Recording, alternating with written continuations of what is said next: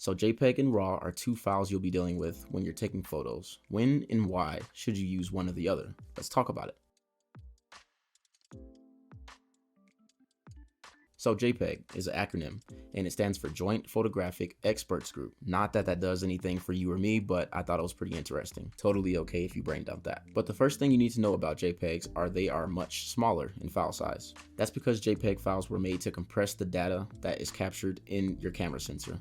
And since it does this, it will be really hard to edit these types of photos. The less information you have available, the less control you'll have in editing. But a good thing about JPEG is they are universally accepted. Whenever you send photos to people or people exchange photos or share photos, they're always going to be in JPEG for the most part. Since they are a much smaller file size, they are much easier to share.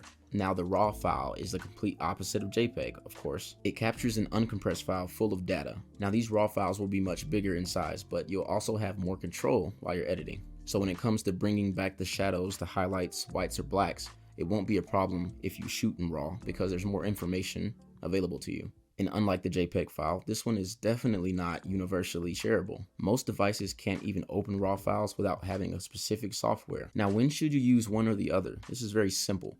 If you expect to do any type of editing, shoot RAW because you need the information to edit. If you know you won't be editing the pictures, it's just some quick shots and stuff like that, shoot JPEG, save some space. Just remember that shooting in RAW will give you the maximum amount of control in the editing process, and JPEG will give you little to nothing. And you might say, well, I need to add some type of color to the images. So the good thing about JPEG, since it was made to not be edited, JPEGs come with a good bit of color baked into it. So you truly don't have to worry about editing JPEG images. And you can definitely go and see for yourself, but if you shoot a JPEG image and you try to bring back the shadows or push up the highlights, you'll see the image will quickly start to destroy itself. Me personally, I never shoot in JPEG unless I'm asked.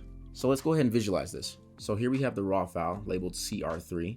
Depending on what camera you have, your RAW file will probably be named something different than mine, and that's okay. Just know that the file type is specific to your camera. And over here we have the JPEG, okay? So let's go ahead and open up the info on both of these and take a look.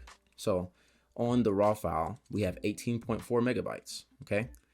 And on the JPEG, we have 4.8 megabytes. You see how big the difference is here. And that's because in the RAW file, like I said, we have way more information to play around with, okay? So let's take this into Lightroom. Let's look at the top of the screen here at the histogram, right? And see how it changes when we switch between RAW and JPEG files. So in the JPEG histogram, you can see the greens and reds are spiking and the blue is also very high. In the RAW photo, it's more evened out, it's more flatter. When you shoot in RAW, you get a more flatter image. And if I go back and forth, this is RAW, this is JPEG, you can see that there's a bit more saturation on the JPEG. And again, JPEG does not save as much data as RAW photos do. So if we look here at the temperature and tint, we have the actual readings here, 5700 Kelvin and a +4 on the tint, right? We go to the JPEG one, it's 0 and 0.